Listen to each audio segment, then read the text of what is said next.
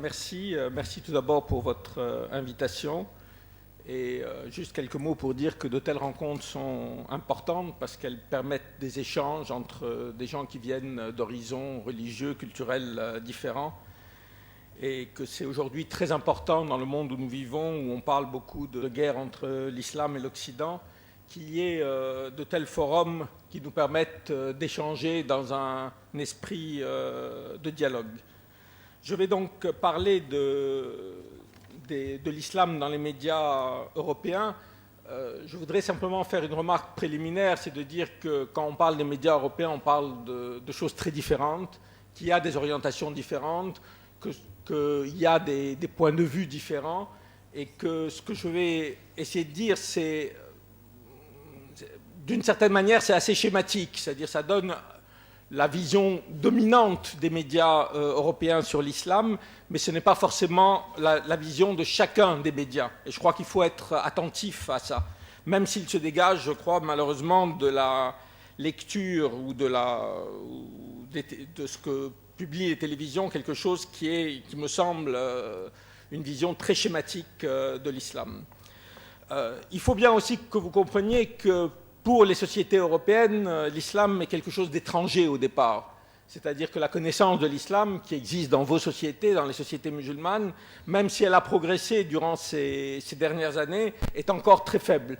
Il y a aujourd'hui un islam européen, qui est un islam qui se développe, mais c'est un islam récent. Et donc il y a cette ignorance qui est importante. Et elle est d'autant plus problématique que, comme vous savez, une des caractéristiques aujourd'hui du fonctionnement des médias, c'est la rapidité.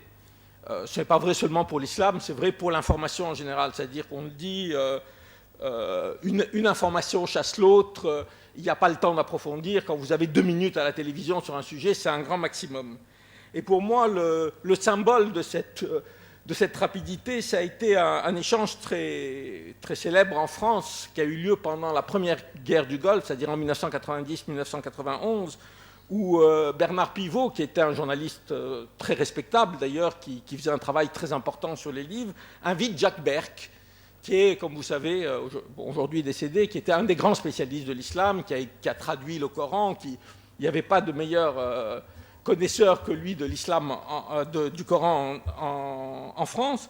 Et Pivot se retourne vers lui et lui dit « Vous avez 30 secondes pour dire aux Français si oui ou non le Coran est une machine de guerre contre eux. » Et je dirais cette espèce de rapidité, de schématisme, etc., détermine quand même quelque chose dans la vision qu'on peut développer de l'islam. Et quand on parle de l'islam dans les médias, on en parle comme si c'était un tout homogène et quelque chose qu'on pouvait comprendre facilement. C'est l'intellectuel palestino-américain Edward Said qui disait « Quand on parle de l'islam dans les médias occidentaux, on élimine plus ou moins automatiquement l'espace et le temps. » Et il ajoutait le terme islam définit une relativement petite proportion de ce qui se passe dans le monde musulman, qui couvre 1 milliard d'individus et comprend des dizaines de pays, de sociétés, de traditions, de langues, et bien sûr un nombre infini d'expériences différentes. C'est tout simplement faux de tenter de réduire tout cela à quelque chose qu'on appellerait l'islam. Et souvent, malheureusement, les médias, quand ils parlent de l'islam, oublient cette diversité. On le voit ici aujourd'hui, quand on parle de l'islam, d'abord il y a la religion. Mais même cette religion, même s'il y a un certain nombre de points communs qui sont communs à tous les musulmans, on sait qu'à travers 14 siècles d'histoire, il y a des interprétations différentes, il y a des points de vue différents, même d'un point de vue religieux, et qu'on ne peut pas mettre tout cela sous l'étiquette islam. Ensuite, l'islam, c'est une histoire, c'est-à-dire c'est 14 siècles d'histoire politique avec des empires qui ont été l'empire omeyyade, l'empire abbasside, qui ont été aussi des républiques, qui ont été des monarchies, etc. Mettre tout ça sous le sigle de l'islam est un peu schématique. Et enfin, quand on parle de l'islam aujourd'hui, quand nos médias parlent de l'islam aujourd'hui, ils oublient de mentionner qu'on parle d'un islam qui est majoritaire dans plus de 50 pays, avec des manières de pratiquer, des manières de vivre, des manières de s'habiller des manières, des rapports à la politique qui sont totalement différents. Vous savez, on entend souvent dire l'islam est incompatible avec la démocratie. Comme si, je veux dire, on sait que l'Indonésie ou d'autres pays sont des pays où il y a aujourd'hui des élections, il y a une alternance. En même temps, pour qui voyage dans les différents pays musulmans, simplement dans la rue, j'oserais dire, il y a une grande diversité sur la manière de vivre sa religion, de pratiquer, de vivre aussi la politique. Vous savez, on parle souvent de l'islam comme si, à partir d'une seule lecture du Coran, on pouvait déduire ces 14 siècles d'histoire, on pouvait interpréter les choses. Et je rappelle souvent que si on prend une des questions qui, dans les médias européens, occupe une place importante, qui est la question des femmes dans les pays musulmans et de leurs droits politiques. Je rappelle que au début des années 50, je crois, il y a eu une manifestation des femmes égyptiennes demandant le droit de vote. Il y a eu une fatwa d'Al-Azhar disant que c'était contraire à la religion musulmane de donner le droit de vote aux femmes. 50 ans après, aujourd'hui, je crois qu'il n'y a plus de pays musulmans, même pas l'Arabie saoudite, dans lequel on dénie le droit aux femmes de voter. Encore une fois, je ne rentre pas dans le débat religieux qui n'est pas de mon fait, mais pour montrer simplement qu'il y a une très grande diversité et que malheureusement cette diversité n'est pas vue dans les médias, ou n'est pas assez vue dans les médias occidentaux. Elle est d'autant moins vue que depuis les années 90 se développe une vision de l'islam comme menace. Et ça, c'est quelque chose de très important qu'on a vu surtout apparaître depuis la chute du mur de Berlin, avec l'idée que, bon, le communisme est mort, et maintenant nous avons affaire à un nouvel ennemi qui serait l'islam, l'islamisme radical, etc. Il y a le New York Times qui titrait La menace rouge est morte, maintenant place à la menace verte.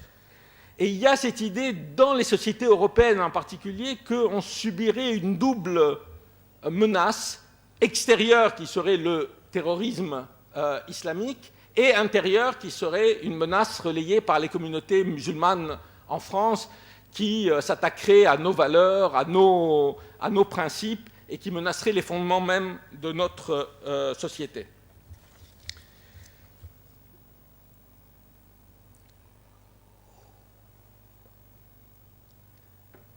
Cette idée est très dangereuse parce qu'elle amène les sociétés occidentales, européennes en particulier, à se refermer et à avoir une vision extrêmement schématique, si vous voulez, de cette diversité musulmane. Quand on parle de menaces extérieures, par exemple, il existe évidemment des menaces terroristes contre lesquelles il est légitime de lutter dans tous les pays, et tous les pays le font.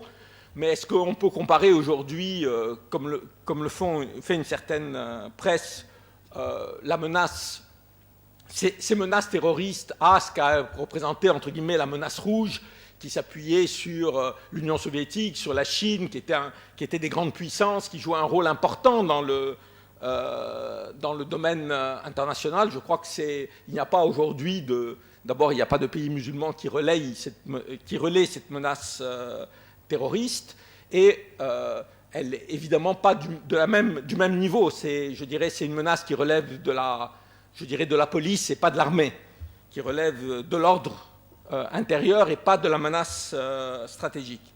Ce qu'il y a de dangereux avec cette idée qu'il y a une menace extérieure, c'est qu'elle s'appuie évidemment sur quelque chose de nouveau, c'est que nous vivons maintenant avec une menace intérieure qui est relayée par les immigrés venus des pays musulmans ou leurs enfants.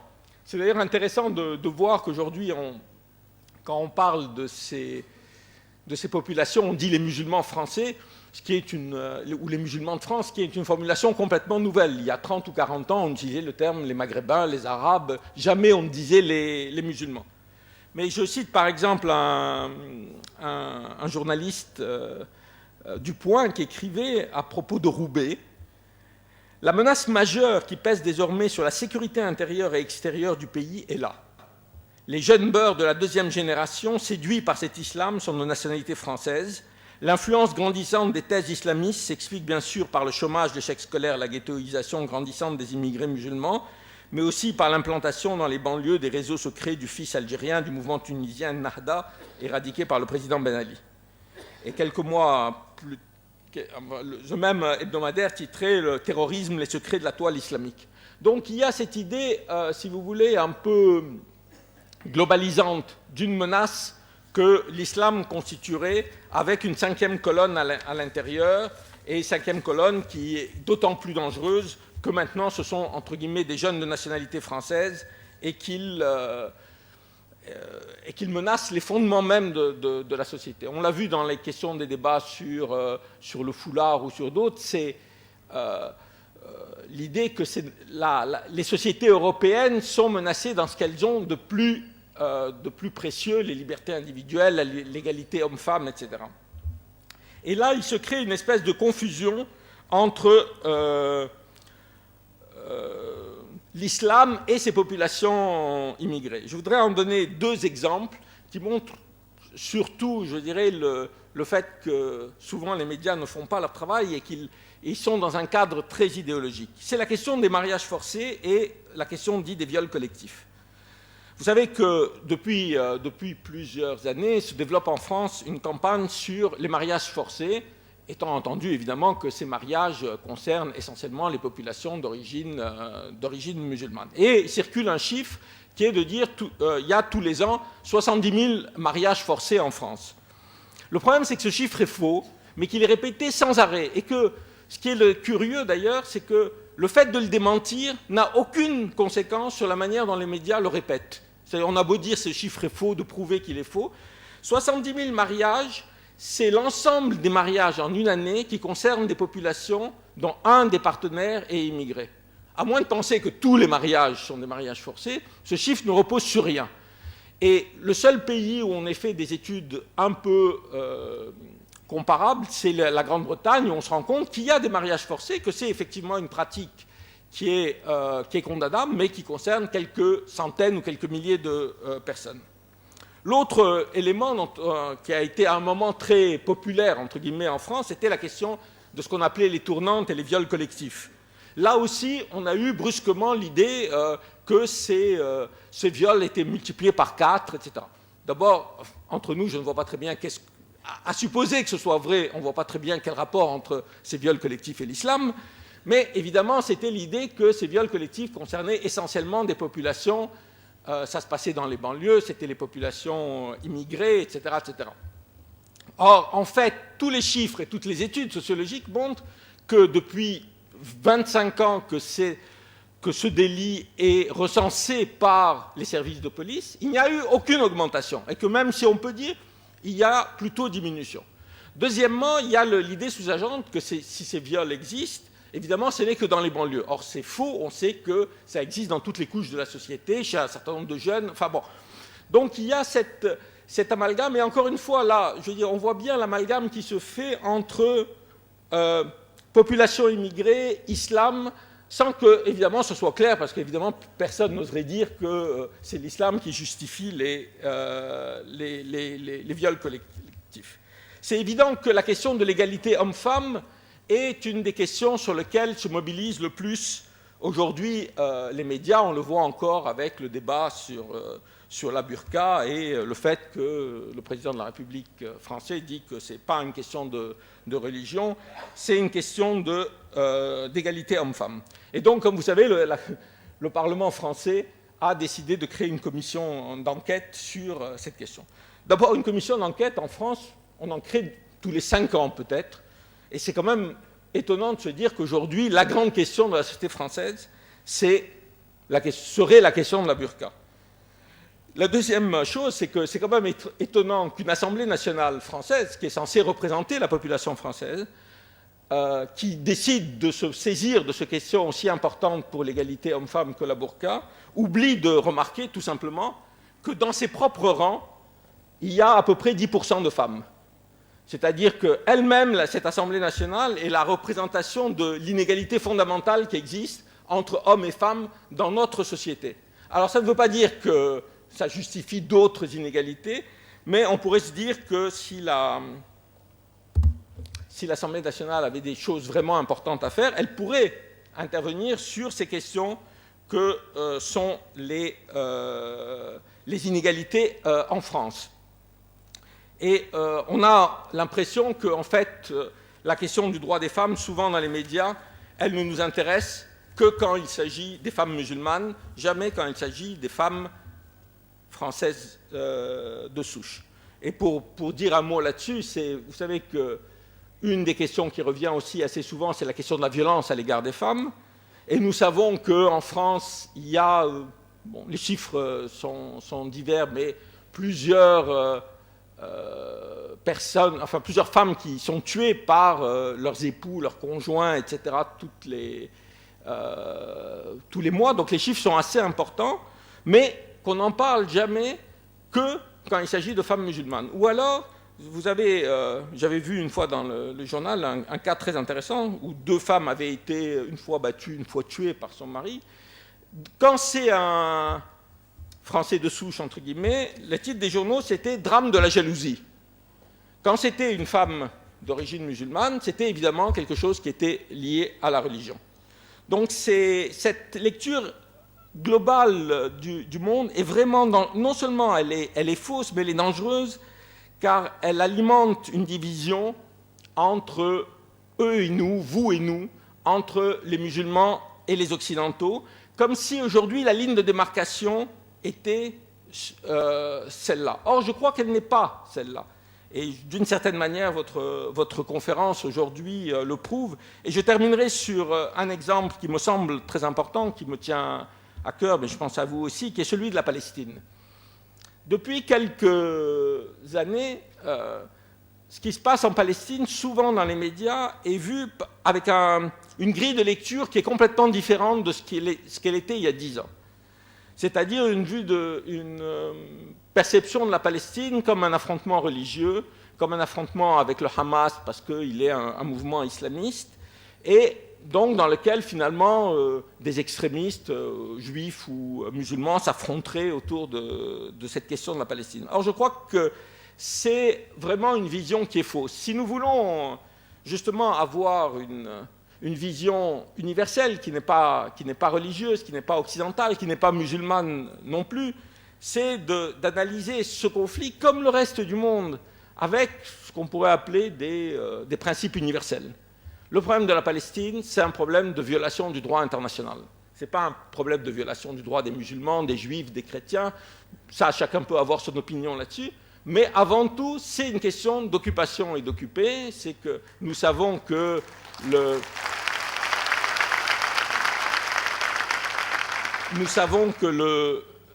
c'est le peuple palestinien a droit à l'autodétermination, et c'est cette lecture qui peut nous unir.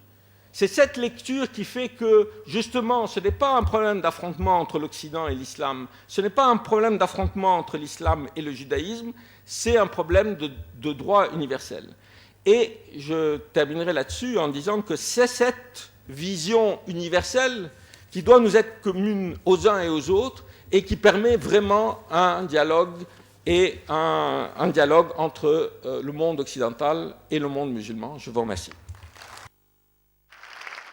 أشكر هذه الملتقيات لأن مثلها يتم التلاقي بين مختلف الثقافات والديانات حتى لا نعطي الأهمية أو نعلم بأن تصادم الحضارات وتصادم الإسلام بالغرب الذي يقال عنه ليس حقيقة.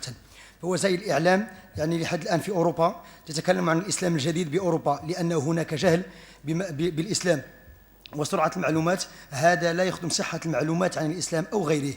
في وسائل الإعلام الأوروبية لا تربط الإسلام بالزمان ولا بالمكان ولا بالثقافات ولا الحضارات المختلفة للشعوب الإسلامية المختلفة.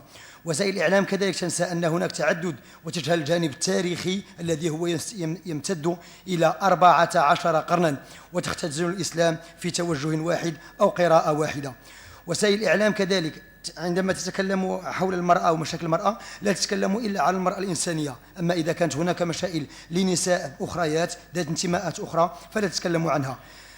هناك تنوع لا تراه وسائل الإعلام، وأعطى مثال مثلا عند سقوط حائط برلين أكدت وسائل الإعلام أنه انتهينا من الخطر الأحمر الذي هو الاشتراكية، والآن نحن نواجه الخطر الأخضر الذي يأتي من الداخل. وعبارة المسلمين الفرنسيين أو المسلمون الفرنسيون جديدة العهد، لأن من قبل كان التكلم حول المهاجرون أو المغاربة القادمون من الخارج أو اليد العاملة. والخطر هنا هو التقوقع حول النفس، لأن الشباب ذوي الجنسية الفرنسية والانتماء المسلم يعني يتقوقعون حول نفسهم، مما قد يؤدي إلى حدوث جماعات متطرفة. مثلا أعطي مثال كذلك، نتكلم حول الزواج المكره، ونعطي دائما عدد 70 ألف من الزواج المكره الموجود داخل الأوساط الإسلامية بأوروبا، وهذا خطأ، رغم أننا ننادي ونناشد بتصحيح هذه المعلومة فلا حياة لمن تنادي. كذلك يتكلمون حول تساوي المرأة والرجل، وهذه المسألة يقولون بأنها ليست دينية.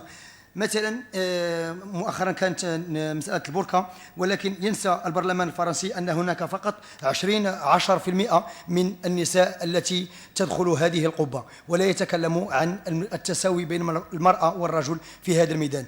حقوق المرأة لا تهمنا إلا إذا كان الأمر يتعلق بالنساء المسلمات، أما الفرنسيات فلا نتكلم عنها، رغم أنه يتم في بعض الأحيان قتل بعض الفرنسيات من طرف أزواجهم. فإذا كان الأمر هذا هناك فنتكلم حول الغيرة ونازع الرجولة، أما إذا كانت مرأة مسلمة فهناك مشكلة دينية. هذه الصورة للأسف تكبر الهوة بين الإسلام والغرب. وأعطى مثال أخير، إذا تكلمنا مثلا حول فلسطين، فالكل يريد أن يجعله صراع ديني بين متطرفين يهود أو مسلمون، ولكن الحرب هي كبقية الحروب الأخرى المنتشرة في العالم، لأن الأمر يتعلق أولا بخرق لحقوق الإنسان التي تنص عليها الأمم المتحدة. فعلينا ترويج المبادئ العالمية الكاملة التي تجمع ولا تفرق.